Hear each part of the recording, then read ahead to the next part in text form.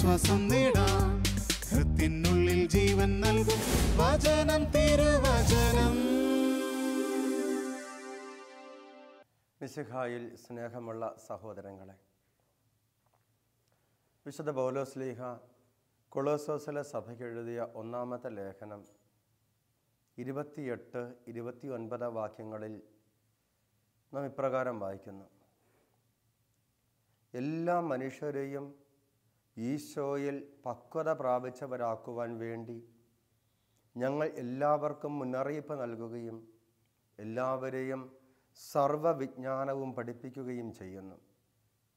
ഈ ലക്ഷ്യം പ്രാപിക്കുന്നതിന് വേണ്ടി അത്രേ അവൻ എന്നിൽ ശക്തിയായി ഉണർത്തുന്ന ശക്തി കൊണ്ട് ഞാൻ കഠിനമായി അധ്വാനിക്കുന്നത്.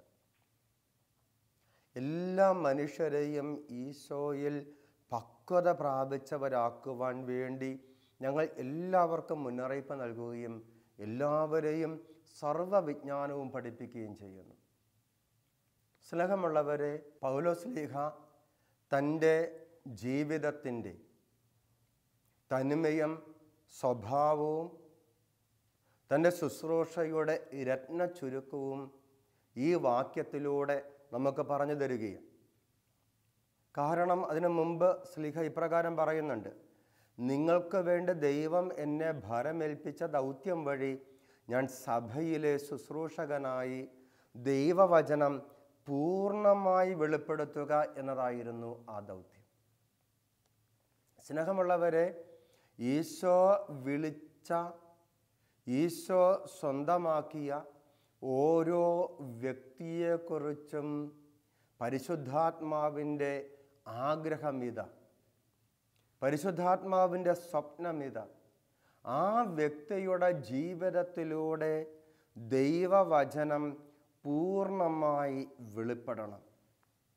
ദൈവവചനത്തിൻ്റെ വെളിപ്പെടുത്തലായി, ദൈവവചനത്തിൻ്റെ ശക്തിയുടെ വെളിപ്പെടുത്തലായി, ദൈവവചനത്തിൻ്റെ ഇടപെടലുകളായി ആ ജീവിതം മാറണം എന്ന് പരിശുദ്ധാത്മാവ് ആഗ്രഹിക്കുന്നുണ്ട്. അവിടെ ഈശോ വിളിച്ച, ഈശോ സ്വന്തമാക്കിയ ഒരു ജീവിതത്തിൽ വ്യത്യസ്തതകളില്ല, വ്യത്യസ്തങ്ങളായ അവസ്ഥകളില്ല, വ്യത്യസ്തങ്ങളായ തലങ്ങളില്ല. ഈശോ വിളിച്ച, ഈശോ സ്വന്തമാക്കിയ മാമോദീസ എന്ന കൂദാശയിലൂടെ ഈശോയുടെ ഭൗതിക ശരീരത്തോട് ഐക്യപ്പെട്ട് ഈശോയുടെ തന്നെ വ്യക്തിത്വത്തിൻ്റെ ഭാഗമായി മാറിയ ഒരു വ്യക്തി എവിടെയാണ് എങ്കിലും, ആ വ്യക്തി എന്തു ചെയ്യുന്നുവെങ്കിലും ആ വ്യക്തി ഈശോയുടെ വചനത്തിൻ്റെ, ഈശോയുടെ സ്നേഹത്തിൻ്റെ, ഈശോയുടെ ഹൃദയത്തിൻ്റെ വെളിപ്പെടുത്തലുകളായി മാറും. അത് ഈശോ നമ്മിൽ നിന്ന്, പരിശുദ്ധാത്മാവ് നമ്മെക്കുറിച്ച് ആഗ്രഹിക്കുന്ന, സ്വപ്നം കാണുന്ന ഒരു വസ്തുതയാണ്. നാം കണ്ടുമുട്ടുന്ന വ്യക്തികൾക്കും, ഒരുപക്ഷെ നാം ഒരിക്കലും കണ്ടുമുട്ടാൻ പോകുന്നില്ലാത്ത വ്യക്തികൾക്കും ദൈവവചനത്തിൻ്റെ വെളിപ്പെടുത്തലായി മാറുവാൻ നമുക്ക് സാധിക്കും എന്നതാ ഈ വലിയ ഒരു ആത്മീയ ശുശ്രൂഷയുടെ സവിശേഷതയെന്ന് പറയുന്നത്. നാം കണ്ടുമുട്ടുന്ന വ്യക്തികൾക്ക് നമ്മുടെ വാക്കുകളിലൂടെ, നമ്മുടെ പ്രവൃത്തികളിലൂടെ, നമ്മുടെ പെരുമാറ്റങ്ങളിലൂടെ, നമ്മുടെ സാന്നിധ്യത്തിലൂടെ, നമ്മുടെ സാമീപ്യത്തിലൂടെ, നാമുമായുള്ള സംസർഗത്തിലൂടെ ദൈവത്തിൻ്റെ സ്നേഹത്തിൻ്റെയും ദൈവത്തിൻ്റെ കരുണയുടെയും ഇടപെടലുകളായി, വെളിപ്പെടുത്തലായി നമുക്ക് മാറുവാൻ സാധിക്കുമ്പോൾ, നാം ഒരിക്കലും കണ്ടുമുട്ടിയിട്ടില്ലാത്ത, നാം ഒരിക്കലും കണ്ടുമുട്ടുവാൻ സാധ്യതയില്ലാത്ത, ഒരുപക്ഷെ ലോകത്തിൻ്റെ വ്യത്യസ്തങ്ങളായ പ്രദേശങ്ങളിൽ ജീവിക്കുന്ന ഒരു വ്യക്തിക്ക് ദൈവവചനത്തിൻ്റെ, ദൈവസ്നേഹത്തിൻ്റെ, ദൈവത്തിൻ്റെ ശക്തിയുടെ വെളിപ്പെടുത്തലായി നമുക്ക് എപ്രകാരം മാറുവാൻ സാധിക്കുമെന്ന് നാം ചിന്തിക്കണം. തീർച്ചയായും, ഉറപ്പായും അത് നമ്മുടെ ത്യാഗോജ്വലമായ പ്രാർത്ഥനയിലൂടെ, നമ്മുടെ ത്യാഗോജ്വലമായ പ്രാർത്ഥനയിലൂടെ നാം ഒരിക്കലും കണ്ടിട്ടില്ലാത്ത, നാം ഒരിക്കലും കാണുവാൻ സാധ്യതയില്ലാത്ത ഒരു വ്യക്തിയുടെ ജീവിതത്തിൽ ദൈവവചനത്തിൻ്റെ വെളിപ്പെടുത്തലായി മാറുവാൻ നമുക്ക് സാധിക്കും. ഒരുപക്ഷെ ആ വ്യക്തി അത് തിരിച്ചറിഞ്ഞു കൊള്ളണമെന്നില്ല, ആ വ്യക്തി അത് മനസ്സിലാക്കിക്കൊള്ളണമെന്നുമില്ല. ആ വ്യക്തി അത് തിരിച്ചറിഞ്ഞേക്കാവുന്നത് സ്വർഗത്തിൽ വെച്ചായിരിക്കും. സ്ഥലകാല പരിമിതികളില്ലാത്ത സ്വർഗത്തിൽ നീയും അവനും ഒന്നു ചേരുമ്പോൾ ഒരുപക്ഷെ ആ വ്യക്തി തിരിച്ചറിയും. ഈ ലോകത്തിൽ നിനക്ക് ആ ഭാഗ്യമുണ്ടായി എന്ന് വരില്ല. പക്ഷേ നീ ഒരിക്കലും കണ്ടിട്ടില്ലാത്ത, നീ ഒരിക്കലും കാണാൻ ഇടയില്ലാത്ത വ്യക്തികളുടെ ജീവിതത്തിൽ ദൈവവചനത്തിൻ്റെ വെളിപ്പെടുത്തലായി ആ വ്യക്തികൾക്ക് ഒരു ലോകത്തിൻ്റെ വ്യത്യസ്തങ്ങളായ വിദൂരങ്ങളായ സ്ഥലങ്ങളിൽ ഇന്ന് ജീവിക്കുന്ന ആ വ്യക്തികൾ ഈശോയിൽ പക്വത പ്രാപിച്ചവരാകുവാൻ, ഈശോയുടേതായ ദൈവരാജ്യത്തിൻ്റെതായ വിജ്ഞാനം പഠിച്ചറിഞ്ഞവരായി മാറുവാൻ നിന്റെ പ്രാർത്ഥനയ്ക്ക് സാധിക്കും. അത് നമ്മിൽ നിന്ന് ഈശോ ആഗ്രഹിക്കുന്ന, നമ്മെക്കുറിച്ച് പരിശുദ്ധാത്മാവ് ആഗ്രഹിക്കുന്ന ഒരു സംഗതിയാണ് എന്ന് ദൈവവചനം നമുക്ക് പറഞ്ഞു തരികയാണ്. സ്നേഹമുള്ളവരെ, ഈ ഒരു പ്രാർത്ഥന, മറ്റുള്ളവർക്ക് വേണ്ടിയുള്ള പ്രാർത്ഥന, ത്യാഗത്തോടെ വേദനയോടെയുള്ള പ്രാർത്ഥന, ആത്മാക്കളുടെ രക്ഷയ്ക്ക് വേണ്ടിയുള്ള പ്രാർത്ഥന, പാപികളുടെ മാനസാന്തരത്തിന് വേണ്ടിയുള്ള പ്രാർത്ഥന, ദൈവരാജ്യത്തിൻ്റെ ദൈവവചനത്തിൻ്റെ വ്യാപനത്തിന് വേണ്ടിയുള്ള പ്രാർത്ഥന, സഭയുടെ വളർച്ചയ്ക്കും ശക്തീകരണത്തിനും വേണ്ടിയുള്ള പ്രാർത്ഥന, സഭയുടെ ശത്രുക്കളുടെ മാനസാന്തരത്തിനും സഭയെ തകർക്കാൻ പരിശ്രമിക്കുന്ന ശക്തികളുടെ തകർച്ചയ്ക്കും വേണ്ടിയുള്ള പ്രാർത്ഥന, അത് ഈ കാലഘട്ടത്തിൽ, എല്ലാ കാലഘട്ടത്തിലും എന്ന പോലെ എത്രയോ പ്രധാനപ്പെട്ടതാണ് എന്ന് വചനം നമുക്ക് പറഞ്ഞു തരികയാണ്. അത് നാം പഴയ നിയമത്തിലെ കാലഘട്ടം മുതൽ ഈ കാലഘട്ടം വരെ വചനം നമുക്ക് പറഞ്ഞു തരുന്നത്. പഴയ നിയമത്തിൽ നാം വായിക്കുന്നുണ്ട് പുറപ്പാടിൻ്റെ പുസ്തകം. പുറപ്പാട് പുസ്തകത്തിൻ്റെ 17-ാമത്തെ അധ്യായത്തിൽ പ്രവാചകനായ മോശയുടെ ഒരു പ്രാർത്ഥന നാം വായിക്കുന്നുണ്ട്. പുറപ്പാട് പുസ്തകം 17-ാം അധ്യായം 8 മുതലുള്ള വാക്യങ്ങളിൽ അമലേക്യർ റഫീദീമിൽ വന്ന് ഇസ്രായേൽക്കാരെ ആക്രമിച്ചു. അപ്പോൾ മോശ ജോഷുവയോട് പറഞ്ഞു, ആളുകളെ തിരഞ്ഞെടുത്ത് അമലേക്യരുമായി യുദ്ധത്തിന് പുറപ്പെടുക. ഞാൻ നാളെ ദൈവത്തിൻ്റെ വടി കയ്യിലെടുത്ത മലമുകളിൽ നിൽക്കും. മോശ പറഞ്ഞതനുസരിച്ച് ജോഷുവ അമലേക്യരുമായി യുദ്ധം ചെയ്തു. മോശ, അഹറോൻ, ഹൂർ എന്നിവർ മലമുകളിൽ കയറി നിന്നു. മോശ കരങ്ങൾ ഉയർത്തിപ്പിടിച്ചിരുന്നപ്പോഴെല്ലാം ഇസ്രായേൽ വിജയിച്ചു കൊണ്ടിരുന്നു. കരങ്ങൾ താഴ്ത്തിയപ്പോൾ അമലേക്യർക്കായിരുന്നു വിജയം. മോശയുടെ കൈകൾ കുഴഞ്ഞു. അപ്പോൾ അവർ ഒരു കല്ല് നീക്കിയിട്ട് കൊടുത്തു. മോശ അതിന്മേലിരുന്നു. അഹ്റോനും ഹൂറും അവൻ്റെ കൈകൾ പിടിച്ചുകൊണ്ട് ഇരുവശങ്ങളിൽ നിന്നു. സൂര്യാസ്തമയം വരെ അവൻ്റെ കൈകൾ ഉയർന്നു തന്നെ നിന്നു. ജോഷുവ അമലേക്കിനെയും അവൻ്റെ ആളുകളെയും വാളുകൊണ്ട് അരിഞ്ഞു വീഴ്ത്തി. സ്നേഹമുള്ളവരെ, ദൈവജനത്തെ ആക്രമിക്കുവാൻ ശത്രുക്കൾ കടന്നു വരുമ്പോൾ സംഭവിക്കുന്നതാ നാം കാണുന്നത്. ദൈവജനത്തെ ശത്രു ആക്രമിക്കുമ്പോൾ, സ്നേഹമുള്ളവരെ, പ്രത്യക്ഷത്തിൽ ശത്രുവിനെ ആക്രമിക്കുന്നത് ജോഷുവായും തിരഞ്ഞെടുക്കപ്പെട്ട സഹായികളുമാണ് എങ്കിൽ, വാസ്തവത്തിൽ ദൈവജനത്തിന് വിജയം കൊണ്ടുവരുന്നത് മലമുകളിൽ വിരിഞ്ഞ കരങ്ങളുമായി പ്രാർത്ഥിക്കുന്ന മോശയുടെ പ്രാർത്ഥനയാണ്. ദൈവകരങ്ങളിൽ വിരിഞ്ഞ കരങ്ങളുമായി പ്രാർത്ഥനയിലായിരുന്ന മോശയിലൂടെ ദൈവജനത്തിന് സംലഭ്യമായ ശക്തി കൊണ്ട് ദൈവജനം ശത്രുവിൻ്റെ മേൽ വിജയം വരിച്ചുവെങ്കിൽ, നാം ഓർക്കണം, ഈ കാലഘട്ടത്തിലും ദൈവജനമായ സഭയെ പലതരത്തിൽ തകർക്കുവാൻ പരിശ്രമിക്കുന്ന പ്രസ്ഥാനങ്ങളും പ്രത്യയശാസ്ത്രങ്ങളും പാർട്ടികളും സംഘടനകളും പദ്ധതികളും ഇന്ന് ഈ ലോകത്തിൽ വ്യാപരിക്കുന്നുണ്ട്. ഒളിഞ്ഞും തെളിഞ്ഞും സഭയെന്ന ദൈവരാജ്യത്തിനെതിരെ പ്രവർത്തിക്കുന്ന ശക്തികൾ അതേത് രൂപത്തിൽ, ഏത് രീതിയിൽ, ഏത് ഭാവത്തിൽ ഉണ്ട് എങ്കിലും അത് ലോകം മുഴുവനിലുമുണ്ട്. ലോകം മുഴുവനിലുണ്ട്. സർവസന്നാഹങ്ങളുമായി പണവും സമ്പത്തും അധികാരവും സ്വാധീനങ്ങളും സൗകര്യങ്ങളും ഉപകരണങ്ങളും വ്യവസ്ഥിതികളും എല്ലാം ഇന്ന് അവരുടെ കൂടെയുണ്ട്.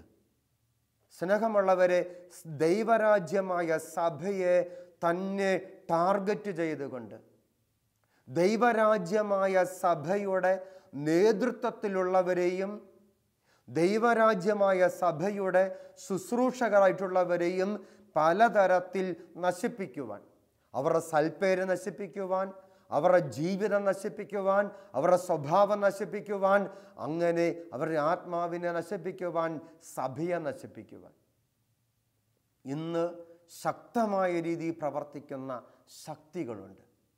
അവയെ പ്രതിരോധിക്കുവാൻ മാനുഷികമായ നമ്മുടെ സന്നാഹങ്ങളൊന്നും പോരാ. നമ്മുടെ കൈവശമൊന്നുമില്ല. എന്നാൽ വേണ്ടത് ഏറ്റവും ശക്തമായ ആയുധവും ഏറ്റവും ശക്തമായ സന്നാഹവും നമ്മുടെ കയ്യിലുണ്ട്. മോശ ശത്രുവിനെതിരെ വിജയം വരിക്കുവാൻ കയ്യിലെടുത്ത ആയുധം. മലമുകളിൽ വിരിഞ്ഞ കരങ്ങളുമായി പ്രാർത്ഥിക്കുന്ന മോശ. സ്നേഹമുള്ള സഹോദരങ്ങളെ, തിരുസഭയുടെ ചരിത്രത്തിൽ സഭ നേരിട്ട ഏറ്റവും വലിയ പ്രതിസന്ധി ഈ കാലഘട്ടത്തിൽ ഉള്ള പ്രതിസന്ധിയാണോ എന്ന് സഭയെ ഒരുപാട് സ്നേഹിക്കുന്ന ബെനഡിക്റ്റ് 16 പാപ്പയോട്, സ്ഥാനത്യാഗം ചെയ്ത ബെനഡിക്റ്റ് 16 പാപ്പയോട് പീറ്റർ സീവാൾഡ് എന്ന് പറയുന്ന ഒരു ജർമ്മൻ പത്രലേഖകൻ ഒരു അഭിമുഖത്തിൽ ചോദിച്ചപ്പോൾ പാപ്പ പറഞ്ഞു, ഒരിക്കലുമല്ല. തിരുസഭ അതിൻ്റെ ചരിത്രത്തിൽ കടന്നുപോയ ഏറ്റവും വലിയ പ്രതിസന്ധി 4-ാം നൂറ്റാണ്ടിലെ ആര്യനിസം എന്ന പ്രതിസന്ധിയാണ്. കാരണം എന്താ? റോമാ സാമ്രാജ്യത്തിലുടനീളം വളർന്ന് പന്തലിച്ചു നിൽക്കുന്ന സഭയ്ക്കുള്ളിൽ നിന്ന് വന്ന ഒരു തിന്മയായിരുന്നു ആര്യൻ പാഷണ്ഡത.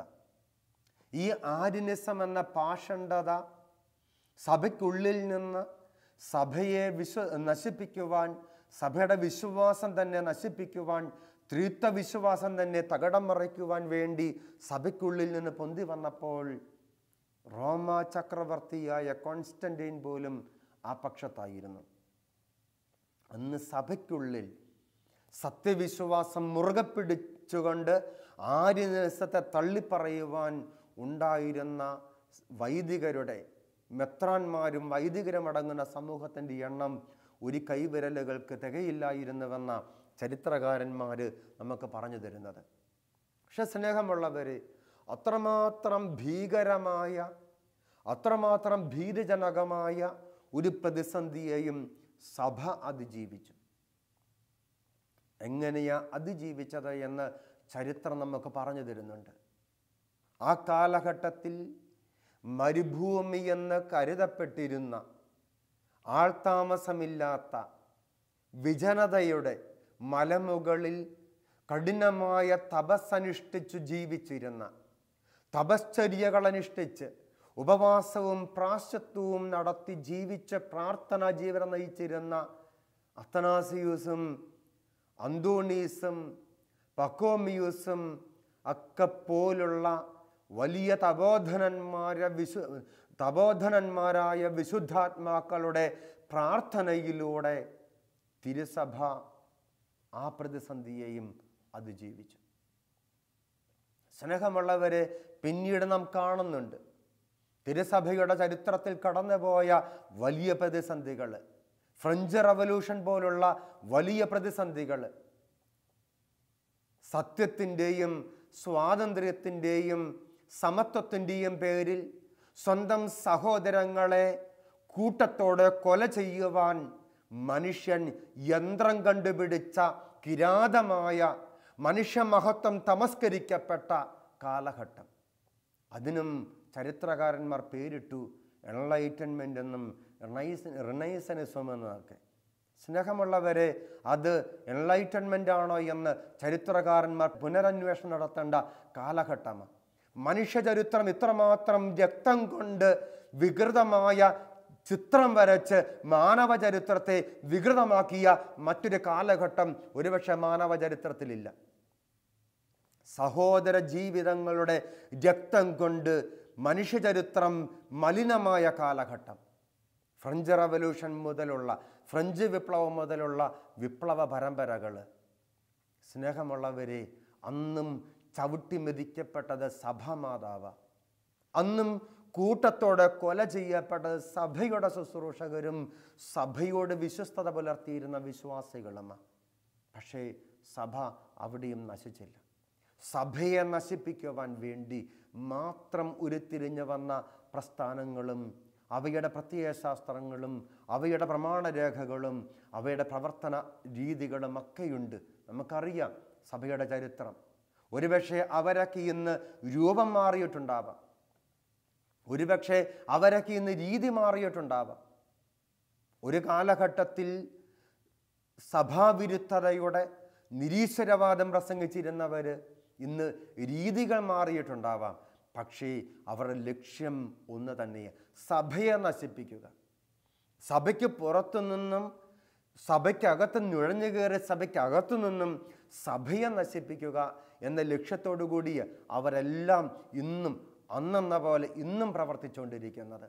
സ്നേഹമുള്ള സഹോദരങ്ങളെ, പുറത്തു നിന്നും അകത്തു നിന്നും സഭയെ നശിപ്പിക്കുവാൻ ഇന്ന് ഒളിഞ്ഞും തെളിഞ്ഞും പരിശ്രമിച്ചുകൊണ്ടിരിക്കുന്ന ആ ശക്തികൾക്കെതിരെ ഒരുപക്ഷെ അത് നിരീശ്വരവാദത്തിൻ്റെ ശക്തിയായിരിക്കാം, അതല്ല എങ്കിൽ മറ്റ് തീവ്രവാദ സ്വഭാവമുള്ള സംഘടനകളിലൂടെയായിരിക്കാം, അതല്ല എങ്കിൽ പ്രായോഗിക ഭൗതികവാദമെന്ന് പരിശുദ്ധ പിതാവ് ബെനഡിക്റ്റ് 16 പാപ്പ പഠിപ്പിച്ച ഈ ആധുനികതയുടെയും ഉത്തരാധുനികതയുടേതുമൊക്കെയായ സമകാലിക ജീവിത സംസ്കാരത്തിൻ്റെ കടന്നുകയറ്റമായിരിക്കാം. ഒരുപക്ഷെ സിനിമകളും സീരിയലുകളും മറ്റ് മാധ്യമ പരിപാടികളും ഇന്ന് കുടുംബങ്ങളെ അവയുടെ ധാർമ്മികതയുടെ അടിവേരറുത്തുകൊണ്ട് നശിപ്പിച്ചുകൊണ്ട് സമൂഹത്തെയും സഭയെയും നശിപ്പിക്കുവാനുള്ള പരിശ്രമങ്ങളായിരിക്കാം. അവയൊക്കെ പ്രതിരോധിക്കുവാനും ആ പ്രതിസന്ധികളെയൊക്കെ അതിജീവിക്കുവാനും സഭയ്ക്ക് സാധിക്കും. പ്രാർത്ഥിക്കുന്ന വ്യക്തികൾ സഭയ്ക്കകത്തുണ്ടായാൽ മതി. ത്യാഗമെടുത്ത് പ്രാർത്ഥിക്കുന്ന, ഫ്രഞ്ച് വിപ്ലവത്തിന് ശേഷം തകർന്നടിഞ്ഞ ഫ്രഞ്ച് സഭയെ ഉദ്ധരിക്കുവാൻ വേണ്ടി സഭയുടെ നഭോമണ്ഡലത്തിൽ ഉയർന്നു വന്ന വലിയ പ്രവാചകനായി ആർസിലെ വിശുദ്ധനായ വികാരി എന്ന് ചരിത്രം വിശേഷിപ്പിച്ച വിശുദ്ധ ജോൺ മരിയ വിയാനിയെ പോലെ, അതല്ലെങ്കിൽ വിശുദ്ധനായ അൽഫോൺസസ് ലിഗോരിയെ പോലെ ഇറ്റലിയിലെ സഭയ്ക്ക് പുതിയ തെളിച്ചം പകർന്നുകൊണ്ട് കടന്നു വന്ന വിശുദ്ധ അൽഫോൺസസ് ലിഗോരിയെ പോലെ സഭ ഏതെല്ലാം കാലഘട്ടത്തിൽ പ്രതിസന്ധികളിലൂടെ കടന്നു പോയിട്ടുണ്ടോ അവിടെയെല്ലാം വിശുദ്ധർ കടന്നു വന്നിട്ടുണ്ട്. അവരുടെ ത്യാഗത്തോടെയുള്ള പ്രാർത്ഥന, ഉപവാസമെടുത്തുള്ള പ്രാർത്ഥന, പ്രാശ്ചിത്തം ചെയ്തുകൊണ്ടുള്ള പ്രാർത്ഥന, സ്നേഹമുള്ളവരെ, ഈ കാലഘട്ടത്തിലും അനിവാര്യമാണ്. ഈ കാലഘട്ടത്തിലും അത് ആവശ്യമാണ്. അതുകൊണ്ട് പരിശുദ്ധാത്മാവ് ഈ കാലഘട്ടത്തിലെ സഭാമക്കളെ ഓർമ്മപ്പെടുത്തുകയും ആത്മാക്കളുടെ വിലയറിയണം, ആത്മാക്കളുടെ വിലയറിയണം. വിശുദ്ധ മത്തായിയുടെ സുവിശേഷത്തിൻ്റെ 16 അധ്യായത്തിൻ്റെ 36 മുതലുള്ള വാക്യങ്ങളിലല്ലേ ഈശോ നമ്മോട് പറയുകയും, വിശുദ്ധ മത്തായിയുടെ സുവിശേഷം 16 അധ്യായത്തിൻ്റെ 26, 27 വാക്യങ്ങൾ: ഒരുവൻ ലോകം മുഴുവൻ നേടിയാലും സ്വന്തം ആത്മാവിനെ നഷ്ടപ്പെടുത്തിയാൽ അവന് എന്ത് പ്രയോജനം? ഒരുവൻ സ്വന്തം ആത്മാവിന് പകരമായി. സ്നേഹമുള്ളവരെ, നാം ചിന്തിക്കേണ്ടത് നമ്മുടെ മാത്രം ആത്മാവിനെ കുറിച്ചല്ല. പിന്നെയോ ഈശോ തൻ്റെ ജീവൻ വില കൊടുത്ത് വിലയ്ക്ക് വാങ്ങിയ ഈ ചെറിയവരിൽ ഒരുവൻ പോലും നശിച്ചു പോകരുത്. ഈ ചെറിയവരിൽ ഒരുവൻ പോലും നശിച്ചു പോകുന്നത് സ്വർഗസ്ഥനായ പിതാവ് ആഗ്രഹിക്കുന്നില്ല. പിതാവിൻ്റെ ഹിതം അറിഞ്ഞ്, ദൈവത്തിൻ്റെ മനസ്സറിഞ്ഞ്, ദൈവത്തിൻ്റെ ആഗ്രഹം അറിഞ്ഞ് ഈ ചെറിയവരിൽ ഒരുവൻ പോലും നശിച്ചു പോകാതിരിക്കുവാൻ വേണ്ടി ഈശോ ഗെത്സമേൻ തോട്ടത്തിൽ പ്രാർത്ഥിച്ചതുപോലെ, ഈശോ കാൽവരി മലമുകളിൽ പ്രാർത്ഥിച്ചതുപോലെ വേദന സഹിച്ച്, ത്യാഗം സഹിച്ച് പ്രാർത്ഥിക്കുവാൻ നമുക്ക് സാധിക്കണം. ഇത് വചനം നമ്മോട് ആവശ്യപ്പെടുന്ന കാര്യമാണ്. ദൈവത്തിൻ്റെ വചനം നമ്മോട് ആവശ്യപ്പെടുന്ന സംഗതി നാം വായിക്കുന്നുണ്ട്. കൊളോസോസിലെ സഭയ്ക്ക് എഴുതിയ ലേഖനത്തിലും ഗലാത്യയിലെ സഭയ്ക്ക് എഴുതിയ ലേഖനത്തിലുമെല്ലാം ശ്ലീഹ പറയുന്ന കാര്യമായി ഇത്. പറയുക, നിങ്ങൾ പ്രാർത്ഥിക്കണം. പ്രസംഗിക്കാൻ എനിക്ക്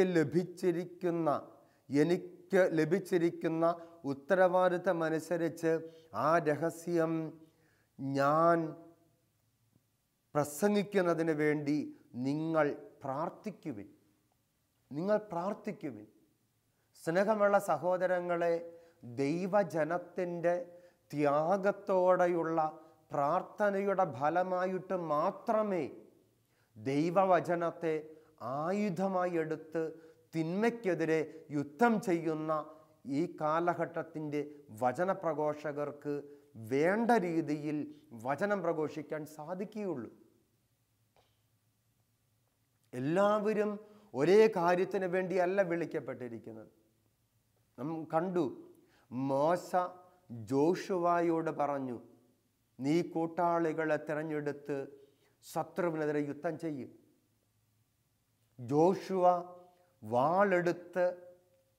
ജോഷുവയും കൂട്ടരും വാളെടുത്ത് ശത്രുവിനെ അരിഞ്ഞു വീഴ്ത്തുകയും. നമുക്കറിയാം, ദൈവവചനമാകുന്ന വാളെടുക്കുവാനാ വചനത്തിൽ പരിശുദ്ധാത്മാവ് ആവശ്യപ്പെടുന്നത്.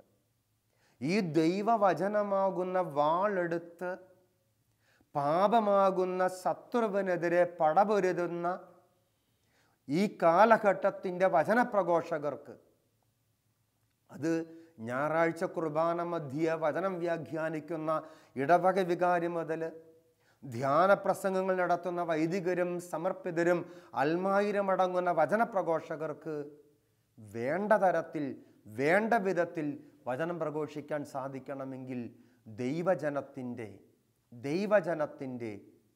പ്രവാചകതുല്യമായ തീഷ്ണതയുള്ള, ത്യാഗത്തോടെയുള്ള, ഉപവാസത്തോടെയുള്ള, പ്രാശ്ചിത്തത്തോടെയുള്ള പ്രാർത്ഥന ആവശ്യമാണ്.